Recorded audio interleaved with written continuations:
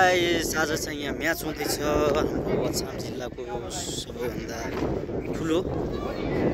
अछाम जिल्लाभरिको जडाडीहरू चाहिँ यहाँ आइसक्नु भएछ। एकछिनपछि चाहिँ म्याच सो हामीहरू चाहिँ अब एक्सप्लोर गर्दैछौँ कस्तो खेल्ने रहेछ छ यहाँबाट लिएर यहाँसम्म चाहिँ सो वर्ल्ड कपमा जस्तो खेल्न सकिन्छ वर्ल्ड कपहरू हुन्छ यो ग्राउन्ड त्यहाँभन्दा नि ठुलो लागिरहेछ मलाई चाहिँ हामीले विकास निर्माणदेखि लिएर खेलकुदलाई पहिलो प्राथमिकता राखेर जो केवरपाटी गाउँपालिकाले आज सञ्चालक एवं प्रबन्धन निर्देशक सपेन्द्र कोरज्यूका सम्पूर्ण टिम प्रशिक्षक र खेलका व्यवस्थापक आफ्नो बलिङ र हाम्रो गाउँपालिका बाँदरलाई ढुङ्गा हानेको बाँदरलाई ढुङ्गा